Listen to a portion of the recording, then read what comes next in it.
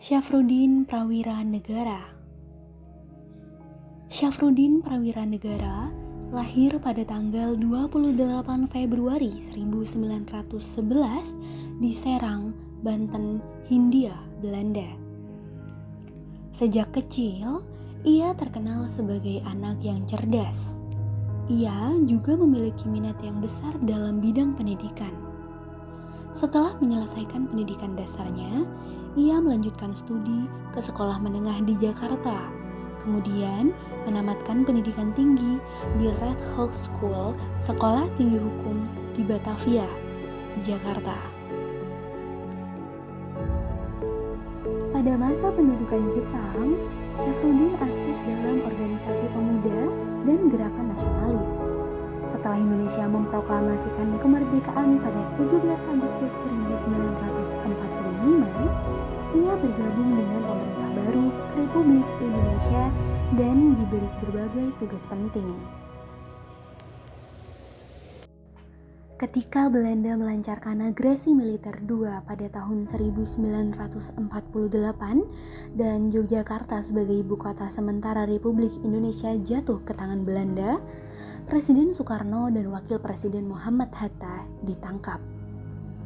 Sebelum ditangkap, mereka sempat membentuk pemerintahan darurat Republik Indonesia pada tanggal 19 Desember 1945 di Bukit Tinggi dan menunjuk Syafruddin Prawira Negara sebagai ketuanya. Ia memimpin PDRI dari Bukit Tinggi, Sumatera Barat, dan berhasil menjaga kelangsungan pemerintahan Republik Indonesia di wilayah-wilayah yang masih dikuasai oleh pejuang kemerdekaan. Syafruddin pada dasarnya bertindak sebagai presiden sementara, namun ia lebih memilih dipanggil sebagai ketua, alih-alih presiden.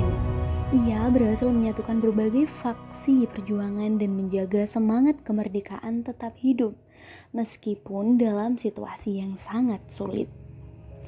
Keberadaan PDRI memberikan legitimasi kepada Republik Indonesia di mata dunia internasional dan menunjukkan bahwa pemerintahan Indonesia tetap berjalan meskipun para pemimpinnya ditangkap. Setelah kembalinya pemerintahan ke Yogyakarta pada tahun 1949, Syafruddin kembali ke pemerintahan pusat dan menjabat sebagai Menteri Keuangan.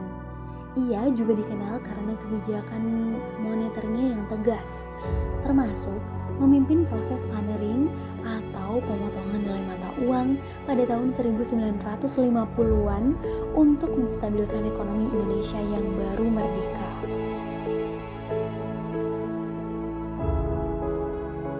Pada tahun 1951, Indonesia menasionalisasi The Javas Bank dan Syafruddin ditunjuk sebagai Gubernur Bank Indonesia yang pertama setelah perubahan nama tersebut pada tanggal 1 Juli 1953. Ia menjabat sebagai Gubernur Bank Indonesia pertama hingga tahun 1958.